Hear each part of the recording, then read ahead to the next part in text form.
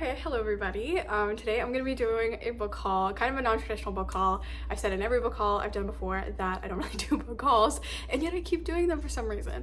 And that is because my library does a basically bi-yearly book sale, so they take all the books that have been given to them as donations and they sell them for cheap. I got 8 books for $16 and I'm very happy. So I think what I'm going to do is I'm going to do a little mini book haul for all of the library books that I just bought, and then I'm going to use this opportunity to show you guys every single book that I've bought since my birthday book haul video in March, and I'm going to separate that into books that I've bought and already read, and then the books that I bought that I haven't read. And I'm going to try to tell you about how I acquire my books, because I very rarely buy books new. I buy a lot of books secondhand on Pango, on Better World Books, on A Books, whatever, and usually the books I've already read and know I want. So although I love a good deal, I love a good library book sale, I love a good used book, so I do have a rather sizable pile of books that I have brought into my home, paid or otherwise, that I have not read yet, but a lot of them I've already read. So we'll separate it that way and we'll see what the number is like. So starting off, let's look at the books I bought from the library book sale earlier today. And we're starting off with this beautiful edition of a Shirley Jackson essay collection called Let Me Tell You.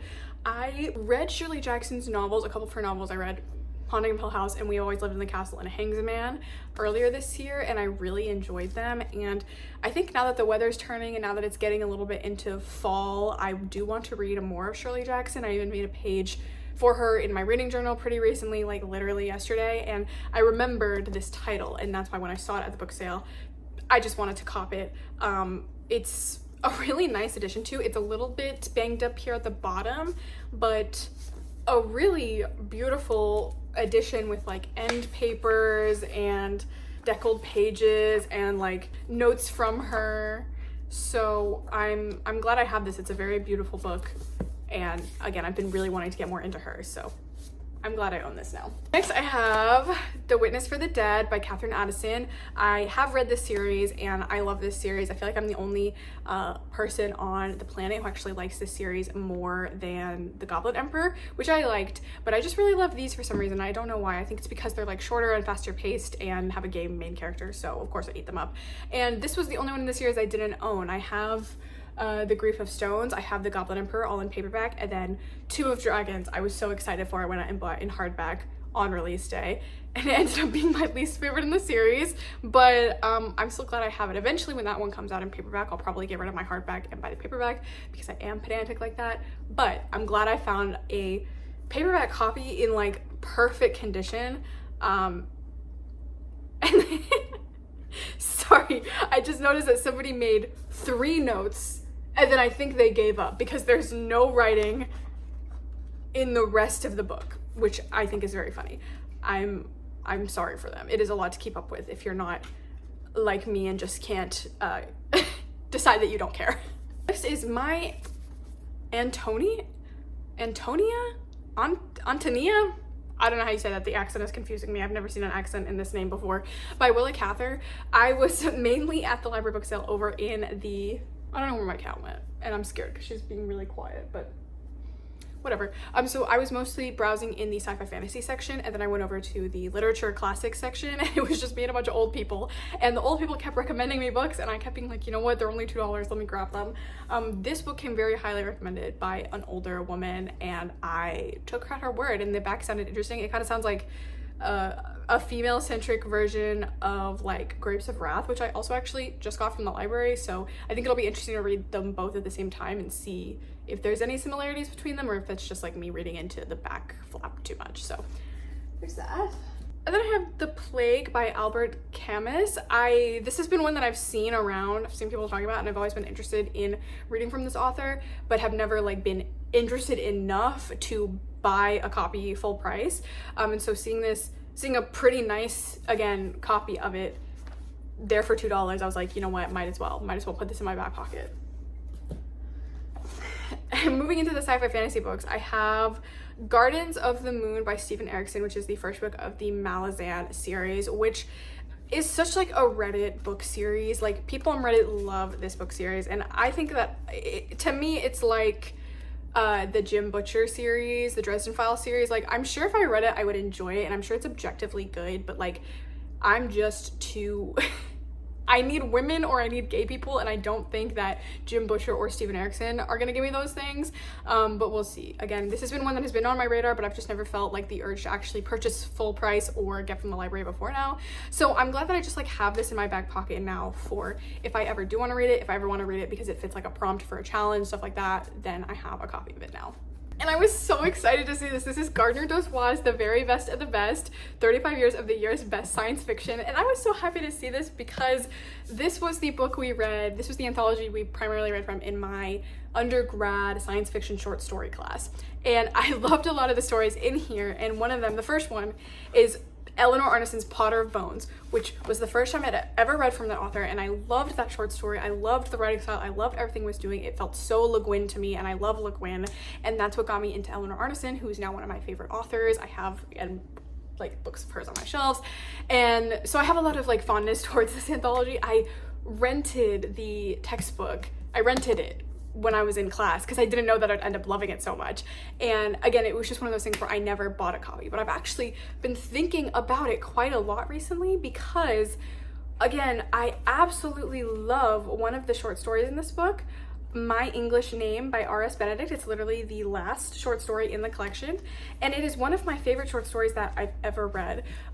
It reminds me a lot of Walking Practice by Dolky Min, which I just read, where it's like a very weird, queer, gender boundary breaking little short story about aliens who pass as human by doing cannibalism or morally wrong things. And I love that short story by R.S. Benedict, and it's not available anywhere online. It's very rarely available in other anthologies, and I always tell people about it and I can never show it to them. So I'm glad I have this now because I actually like quite a lot of the short stories in this collection. There were a few that I really enjoyed.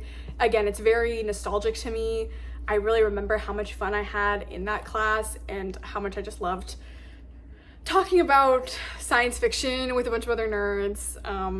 So I don't know, I just really wanted this and it made me feel very nostalgic, and I'm glad I got it for so cheap because holy Lord, this thing is big. I don't even know where to put that one. And then I also got a advanced reader's copy of Naomi Novik's Uprooted. Naomi Novik's not my favorite author. I read, again for class, the first book in the Scholomance series, The Last Graduate. No, that's not what it's called. What's the first book called? A Deadly Education. And I wasn't the hugest fan. I'm just not super into magic school books, especially I was really into magic school books as a small child, and so I just read way too much of them and like burnt myself out on them. And so I was just not the target audience for A Deadly Education. I think I would have liked it if I read it when I was younger, but I read it when I was 22 years old, so I didn't. And then I read the Temeraire, like 4 books in the Temeraire series, and like enjoyed it, but it just didn't feel like it doesn't really feel like a series. It feels like a lot of unconnected standalones. So I stopped reading that series, although I did enjoy it. Oh, weirdly though, I love Naomi Novik's fanfiction. Like, I love her fanfic. It's so good. And so I just don't know why none of her published books have given me that same buzz I've loved so much. And so I have always wanted to try Uprooted and Spinning Silver, but I've just never, again, gone from the library, felt the need to purchase them full hand. I think it's fun that this is a ARC. I don't know where, I feel like this was probably given to the library because they do that sometimes, and then like somebody just donated it, but I will be excited to read this. Again, I think this would be good for like reading for a challenge or something. And then another ARC, I have the ARC of A Treachery of Swans by A.B. Poranek. I have heard good things about this author's other work. What is it called? Where the Dark Stands Still. I think I heard it like marketed as kind of like gothic Howl's Moving Castle, like just girl goes to live with man, like quirky man.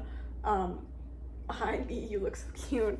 But I was just never super drawn to it. I very rarely read YA. I think this is also YA, but I'm way more interested in this because it's a gay Swan Lake retelling, I believe. Yes. Gay. Definitely gay. And YA. But I think I could enjoy this. It looks... first of all, I just love this cover art, and even though it's not like the actual, you know, published edition of the book, which I also think is very beautiful. I still think this just looks fantastic. And, you know, although I would have loved to see the final map and like the final decorations and stuff, I feel like this is pretty finished. So I'll be excited to read this one too. Again, even though why it typically doesn't work for me, I think this might. I love a good fairy tale retelling. I love a good lesbian romance. I love a good evil one and non-evil one. Love this art too. I think this is the same artist that did the cover for A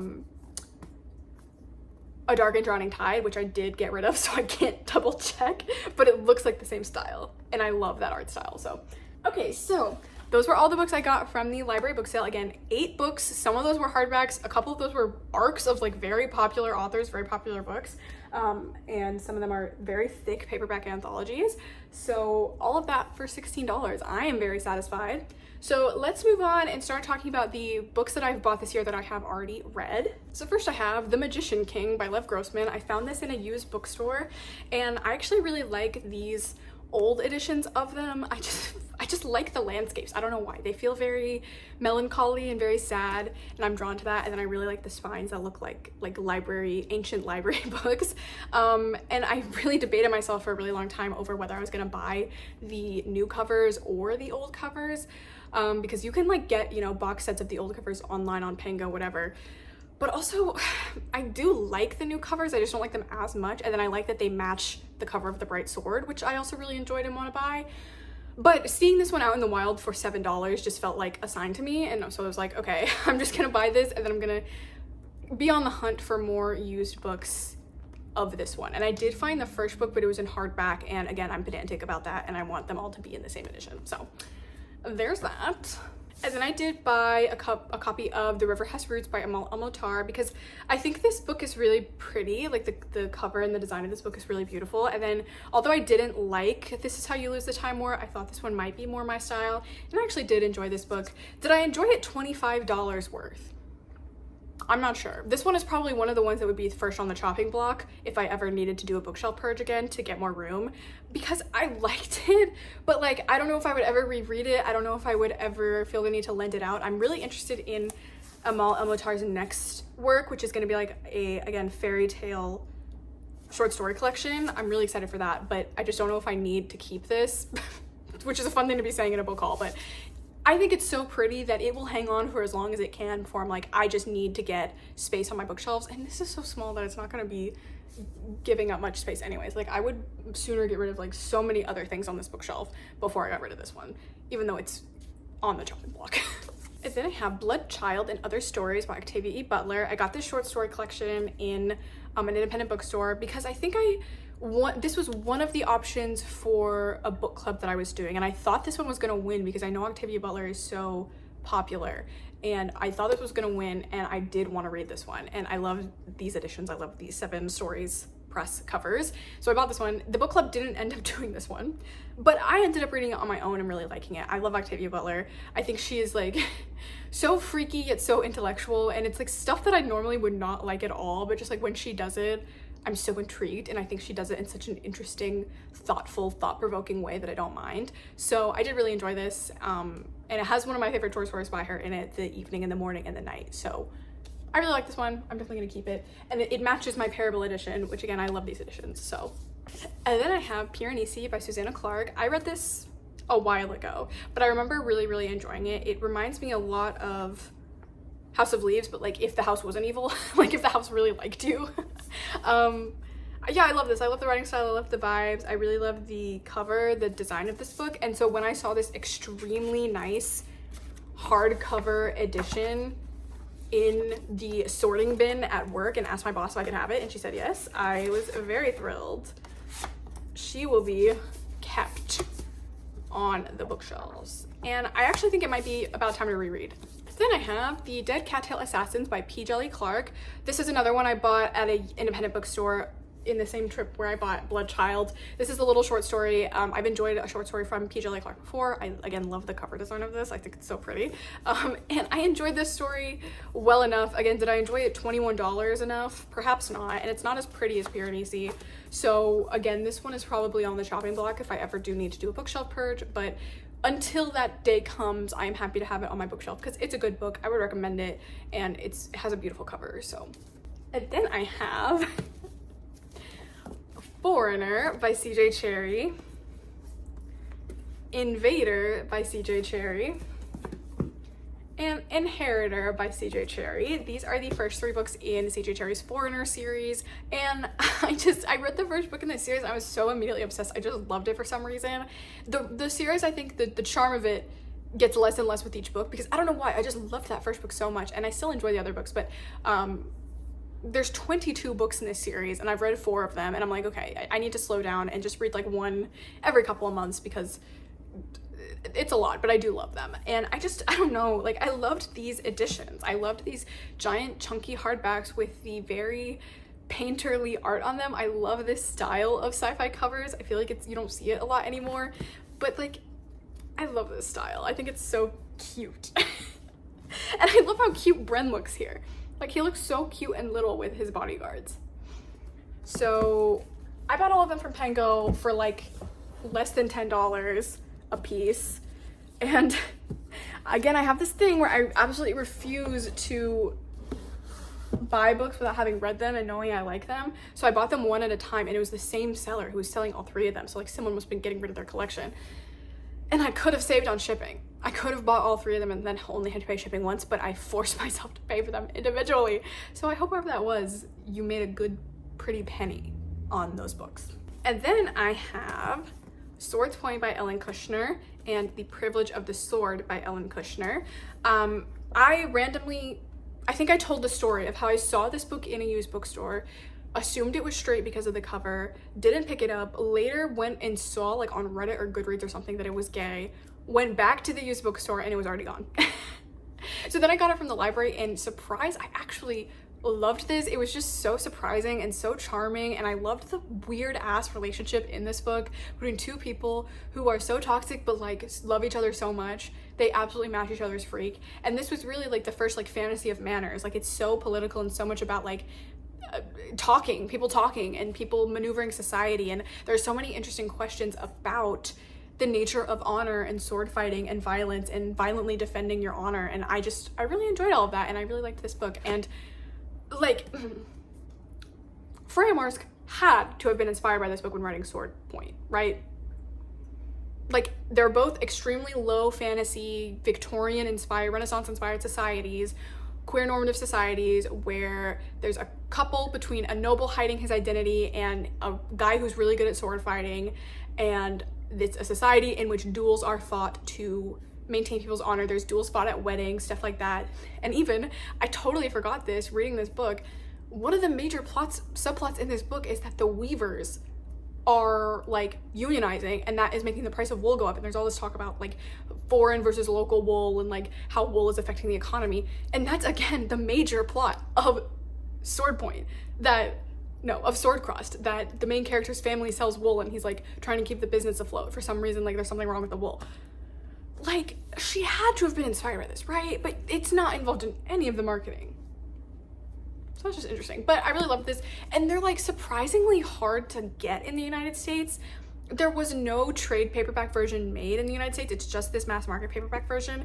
And they don't even print them anymore. Like, you have to get it used.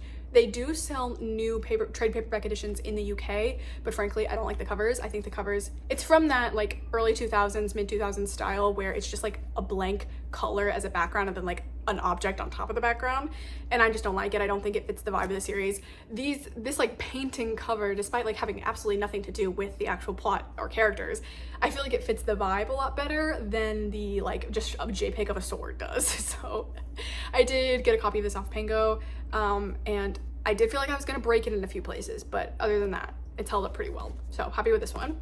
And then this is the sequel to that, and I also enjoyed this one. I enjoyed it a little bit less because this is very much like a coming of age story, and I'm not very much a coming of age person. I've already done that, I'm good. But I love this edition. This is the edition the library gave me, and I immediately became obsessed with it. I love this painting. I love the like way the cover is designed. I love the, look at this. I love the hardcover, this way the spine looks, and like it's textured. It's so beautiful. And this was an extremely limited run done by Small Beer Press for $35 originally. and I know I had to have a copy, and because it was such a limited run, a lot of these are signed, and so they're like $80 on Abe Books and stuff. And then randomly, I found an edition for like $12 on Abe Books for this extremely limited edition run of the Small Beer Press version, and it didn't have this cover. It had the original cover, but I saw in the listing that it stated hardback cover copy from Small Beer Press, and so I like emailed them and asked for a picture of the book, and it was this, and I was like, I've used up all my luck for the next year. It's, again, barely used, barely cracked, beautiful edition that I love, and I wish Small Beer Press had ever done matching editions of the first and third book because it's just so beautiful. But anyways, I'm glad I have this. Then I have North Continent Ribbon by Ursula Witcher. This is one of the shortlisted books for the Ursula K. Le Guin Prize for Fiction, and it was one of the 2 books that my library didn't have, so I went ahead and bought it because they were from small presses, and I wanted to support those presses. And the other book I didn't really end up enjoying, so I did end up unhauling it, reselling it back to my local bookstore. This one I loved. I really loved the prose in this book. It felt very Le Guin to me. I love the world. I love the extremely subtle world building and the disconnected, interconnected short stories in this book. Just loved it. It hasn't been that long since I read it, but I kind of want to reread it because there's like, I remember there being lines that I really loved and that I would want to underline and like chew on. And also shout out to Neon Hemlock who published this book because my order like got stuck somehow. Like I placed the order, then like 2 weeks later it still hadn't even been processed for shipping, and I emailed them and they got back to me really quick and like sent it to me. And I don't know if this is just something that they give to everyone in there with their order. It's like a little yes or no flip a coin, but they included this in my order and I think it looks so cool. I just keep it up here with Marisol. So they were very nice about that. I highly recommend buying from them, with the knowledge that if your order also like mine gets stuck, they will immediately work to fix that. So shout out to Neon Hemlock, and I really love this book, and I really hope that Ursula Witcher writes like a full novel in this world. I just saw my cat getting up behind me on the camera, and for some reason it freaked me out. I don't know what it was. Then I have Don't Sleep with the Dead by Nevo. This was a book I got from my local independent bookstore when they were having like a closing sale. They were just moving, so it was like a moving sale basically. They're like, come buy up all our stocks, we don't have to move it. And my coworker had actually been the one to donate this book to them, and I expressed interest in it and she bought it for me, so that was very nice. And I hadn't read The Chosen and the Beautiful before this, which is what this is kind of like a companion novella to.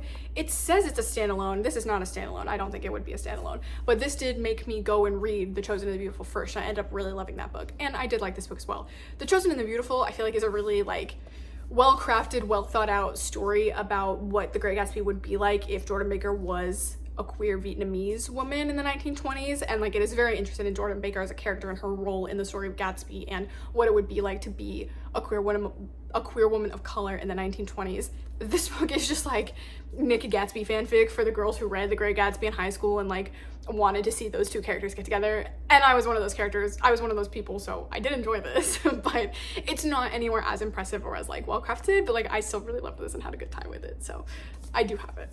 And then for the last book that I have hauled that I've actually read, I have The History of White People by Nell Irvin Painter. This is a nonfiction book all about basically like race theory in the United States and in like in Europe, how the concept of like white as a race, as a race became like was formulated, and how it became used for white supremacy and racism, and how it shifted, and basically how nonsensical it is. And I found all that really interesting. The author had a tendency, like this happened multiple times, where the author had a tendency to just get really positive about Israel for no reason, like when they were not even being discussed in the book. So that kind of took me off guard a couple times, but the vast majority of this book, again, is about race as a concept and how European and American scholars used absolutely nothing, absolutely pseudoscience, word salad science to come up with this concept of the white person, of an Anglo-Saxon Caucasian person who was the model for beauty and like all this stuff. So I did find this very informative and very interesting. I did receive the Illumicrate Farseer Trilogy editions. Guys, these books are so freaking beautiful. This worried me when I saw the pictures of it, the like kind of gold foiled text for the cover, I was like, I feel like it's gonna blend in. In real life, it looks amazing. Like, it just catches the light so well and it stands out. I feel like it doesn't photograph or show up on camera very well, but trust me, in real life it looks great. I love the art. I love that on the front it's just kind of like a landscape and it's framed so well, and then on the back they have characters. They have Burek and Fitz and Nosy, I think, and so these are just gorgeous. The ends, the edges are really gorgeous as well. It's like a snowy blue edition of Buckkeep. Let me take the jacket off. And you have this beautiful view of, I think, Verity's chambers or Chade's chambers, because he's got like a scale back there. But either way, these are really gorgeous. And I love, again, the spines, which show up really beautifully in person. And then you've got Chade and Fitz in like his little nightgown. He looks so cute. And then in the back, you have Fitz and Patience. I did not picture her like this, but I think she looks cute. She looks very cute. I'm also living for like ambiguously brown Fitz in these, because I feel like he's described as dark in the books and then nobody actually draws him like that. Because I think, you know, when it's a white author, I feel like people assume dark means like brown hair, which, I mean, it might, but he could also be brown skinned, guys. But I do find it funny that like one of the only actual like totally completely canon things we know about Fitz is that he has curly hair, and no one ever draws him with curly hair. That bothers me. But anyways, so there's Assassin's Apprentice, which is so little compared to the rest of the books. And then we have Royal Assassin, which has this beautiful view of the docks. And then Molly's on the back. She looks so cute. I again imagined her with darker hair. I don't know why. I imagined her as also being brown. And again, Fitz, why doesn't he have curly hair? But I love Night Eyes here, and I also love that he is clearly a wolf. Fitz is trying to pass this thing off as a dog in every book, and no wonder it never works, because that is not a dog. Again, the beautiful edges.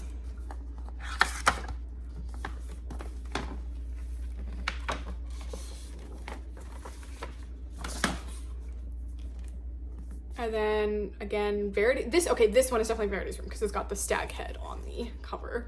Or maybe the King's room. No, it's Verity's office, I think, because they've got the chess pieces, the war stuff on it. And then you have Fitz freeing Night Eyes. He looks so cute here. And then you also have Baby Fool.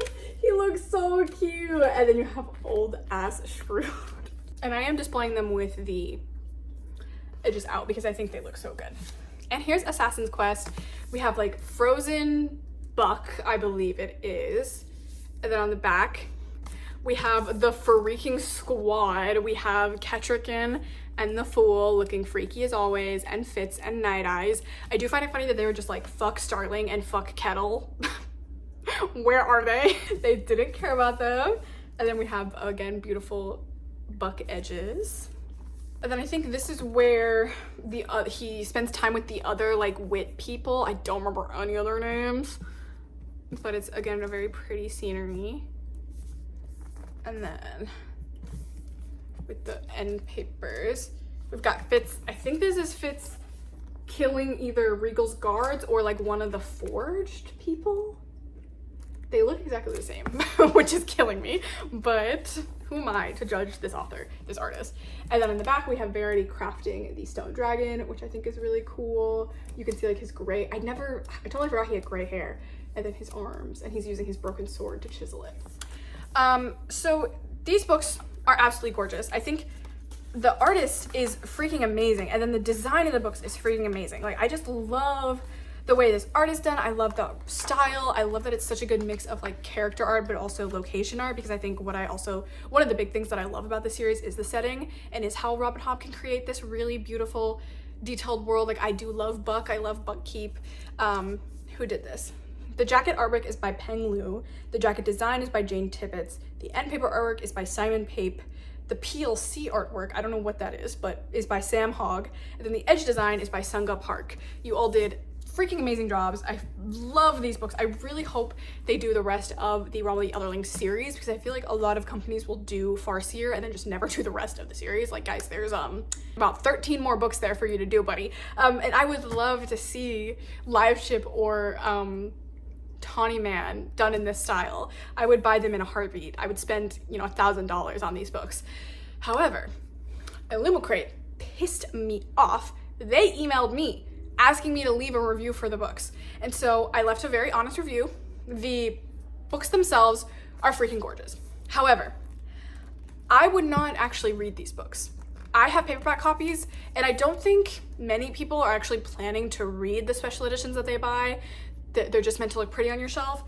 But even if you wanted to read these books, you couldn't, because the spines are like completely detached from the pages, and there's the thinnest layer of glue holding them together. There's no netting, there's no cloth bands, there's like the thinnest layer of glue and then nothing. And when it's a book that is as big and thick as this, the actual pages themselves weigh so much and are so, like, I don't know, you can see like they're already freaking falling out. Like the pages feel like they're gonna fall out. I don't feel like I can even open this book and crack this spine without the book immediately falling apart and like breaking in half. And I just felt like it was very flimsy craftsmanship, especially for books that cost as much as these do, and as books that, you know, cost so much to ship to the United States. And I really figured what happened in this process, and I'm very, you know, lenient towards them, because I assume what happened is that they rushed production on these so that they could get them to the US customers before the tariffs went into effect. Like they shipped out these books to the US customers like weeks before they did everyone else. So I assume that honestly what happened is that they just kind of rushed the process, the production process, and like they saw, okay, the glue on this is really thin and the books themselves are really thick, but like if we go back to the drawing board and put netting on every single book, it's going to take way too long. They're going to be delayed. So they just were like, okay, ship them as is. Again, most people aren't going to be reading these books. It doesn't really matter if the pages fall out, because you're not going to be reading them anyways. You're not going to be handling them to that degree where the pages are going to crack and fall out. But I have to be honest about it. I have to be honest about the fact that I feel like you cannot read these books because the spine is so flimsy. Anyways, like I said, I actually really do love these editions. I think they're beautiful. I think they're gorgeous. I just think it says so much about the special edition industry that like these books cost so much money and yet they're unreadable. They cost so much money, and all of that money went to the design, and where they actually cut corners is like what would actually make the book a functioning book and be able to be read. So like I feel like that just says so much about the special edition industry. And like I said, I'm complicit. I do love a pretty book. I would buy the rest of the series even if they had the same problems, but I think it's just, I don't know, something to keep in mind. But anyways, okay, now we're getting into the books that I have hauled or been given or brought into my house since March that I haven't read. A lot of these are going to be nonfiction books, fiction books, classics, stuff like that. I expect to probably start working on these now in the latter half of the year, because for some reason in the fall is always when I get in the mood to read classics and read more fiction. And since I'm in between like reading challenges at the moment, I'll probably go ahead and give nonfiction and fiction a try. But let's get into it. So first I have 100 Years of Solitude by Gabriel Garcia Marquez. This is a story that I feel like I should have read years ago. Like I even took a Spanish literature class and we never read this. I feel like we read a short story by him, but anyways, it's been a book that I've always wanted to read and just have never been in the mood to read it. I don't really love like generational sagas, like a story that follows the same family throughout centuries. I just don't know why. I feel like I never am able to really get attached to any of the characters or be anything more than bored, because I feel like a lot of the time it's just like daily happenings in their life and then maybe there's some like hint of something weird going on. But I want to read this one. I'm very intrigued in the premise of this one and in Gabriel Garcia Marquez's work, so I do want to read this one. Then I have a very recent acquisition, The Fall of Kings by Ellen Kushner and Delia Sherman. This is the third book in the like, I don't know what it's called, the Swords Point series. I think it's called like The World of Riverside or something. This, I totally forgot about this book. I think because it's set like 60 years after the other two books, and when I read those first two books I was really invested in those characters and I just like totally forgot this one existed. But I saw somebody selling it on Pengo and it's in even better condition than the Swords Point one. Like this one I don't think it's even been read, like it hasn't even cracked. So I'm excited to have one in such nice condition, and I just finished rereading Swords Point. I think I'm gonna reread Privilege of the Sword now, and then I'm gonna give this one a crack. So this one will be read very soon. And then I have The Heart of Darkness by Joseph Conrad. This is a book that I got from the used bookstore because I love these Everyman Library editions and it's in pretty good condition, and it's a book that I've heard of and that I would be interested in reading eventually. It's also a very short book, so I think I could knock this one out pretty fast. But this is not high on the priority list, but maybe eventually. And then I have Learning to Talk Stories by Hilary Mantel. I read the Wolf Hall series by Hilary Mantel and really, really loved it. And so I've always wanted to read more of this author's work. And so when I saw that my local indie bookstore had some of her work, I just went ahead and bought it. And I still haven't read it. I think, again, now that the weather's changing, I'll probably be more in the mood for this. Although the back cover is longer than the front cover, and it's like not even because the spine is fucked up. It just is like that, which intrigues me. So I'll get to this one pretty soon, I think. Then I have 2 books from the same author. I have Open Heaven and All Down Darkness Wide by Sean Hewitt. Again, these were books that the used bookstore the local independent bookstore was selling as part of their book sale thing. And I think they have so many copies of both of these books. Oh, this one is signed. And I think because this author came to this town and like did a signing and like stuff like that, and I wasn't aware of that when that happened, or I would have gone. But they both look really interesting. One of them's a fiction book and one of them's a memoir about his life, and I eat up, gay coming of age in a small town, so I will enjoy these, I think, when I get to them, which I think I will soon. And then I think this wins an award for the worst cover I have, which is 8 Months on Gaza Street by Hilary Mantel. Interested in this one. This was a used book, so I literally got this for like $4, or else I don't think I would have gotten it. Interested to see how this one is dealt, because I feel like it could either be really like weird about the Middle East, or talking about how people are weird about the Middle East. So like, I'm interested to see what this book is actually about. Again, the cover is so bad, it makes me laugh every single time. I just love the close-up of these eyes and like the clock and the map. It's just bizarre. But again, have been really interested in reading more from Hilary Mantel. So, and then I have this nice hardback copy of Gone Girl that I got from Goodwill when I went with my friend. And again, I love the movie Gone Girl. I've always meant to read the book. It's been sitting on my shelf since I got it. I just haven't been in the mood, but I think this one might be a more, again, fall winter read, so I would be very interested. And it looks huge, but it's actually not that long, so definitely readable.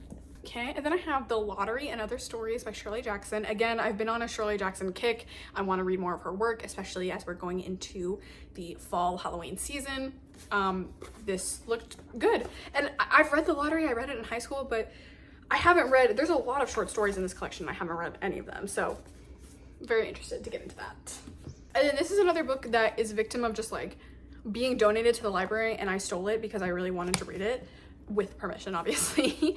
And it's Romantic Outlaws, The Extraordinary Lives of Mary Wollstonecraft and Mary Shelley by Charlotte Gordon. I've always known about the fact that Mary Shelley, who's like one of the first sci-fi authors, basically, sci-fi fantasy authors, her mother was Mary Wollstonecraft, who was this very famous early champion for women's rights. We learned about her in my AP World class in high school, and I've always been interested in her. And when I saw this, I was actually really interested in this concept of like how this mother-daughter pair impacted each other, and like how that growing up with a mom who was like this early feminist revolutionary impacted Mary Shelley. So I'm really interested in reading this one. It looks very long, but it's got pretty big print, and like, again, I love nonfiction books because like good solid 20% of this is just notes. So again, this one probably a October read. Then I have Glorious Exploits by Ferdia Lennon.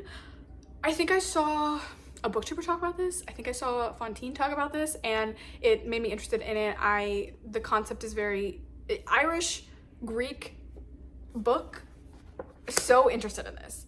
And I do really like the cover. So I don't know when I'll read this one. I don't know if oh, it's signed. Whoa, okay. I always love opening a book and it's just signed. But I want to read this one, and I don't know when I'll get to this one. This is more of I'll get to it when I get to it. But again, it's very short, so I could very well see myself getting into this one just randomly one day, then like finishing it in one sitting. So okay, the last 3 are actually sci-fi books, because again, all of those are either nonfiction or fiction, literary fiction. And these are my 3 hauled books that are sci-fi fantasy that I have not read yet. I have this $2 Goodwill edition of A Court of Thorns and Roses. My friend who was with me convinced me to buy this, and she was very open. She was like, you will not like this. but I want you to read it and tell me what you think anyways. Yeah, I just feel like zero desire to read this, TBH. I've just never been interested. I'm just too gay for this, I think. I think I'm just a little bit too gay for it. And I'm bisexual. So I'm technically attracted to men, but I just am not interested in this kind of men. But we'll see. Then I have a book that I actually am interested in reading, which is The Book of Love by Kelly Link. My friend really loved this book. I know. My friend whose taste I trust read and really loved this book. And the concept is really interesting. And then Kelly Link is also a small beer press warrior. So I am super interested to see what this one has to offer me. I know basically nothing about this beyond what's on the back flap, and even that I haven't read super carefully. So the only thing that's stopping me with this one is the length. But again, I think I'll get to it eventually. Okay, and then I have The Vanished Birds by Simon Jimenez. This I got used from my local indie bookstore. They even gave me a little bookmark. The way that this bookstore does used books I really love, because basically when you donate used books, you get used book credit. It's usually like half the price of the book, because they sell used books for half their retail price, and then you can take off half of the price with your used book credit. So you still have to pay for half of it, but it sounds convoluted, but it's simple in practice. You pay basically a fourth of the actual price of the book. So this book normally retails for $27. I got it for, this book is normally $27. I got it for $7. So very pleased about that information. And I read The Spear Cuts Through Water by this author and really enjoyed it. I'm not sure how much I'm gonna enjoy this one. It doesn't, the flap doesn't call for me as much, but I'm interested in this being set on like a spaceship, I think, because I was reading Down Below Station by C.J. Cherry at the time I bought this, and I wanted to see the difference in the way that book portrayed the space station and the way this book portrays the space station. I don't even know if it's set on a space station now, but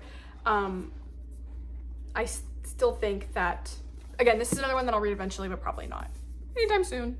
But it's such a nice like hardback copy. Like getting this book for $4 feels like for $7 feels like an actual like highway robbery. So okay, we have finally come to the end of the book haul. Again, these are all the books that I've acquired over the course of March, April, May, June, July, August, September, over the 5-ish months since I did my last book haul for my birthday.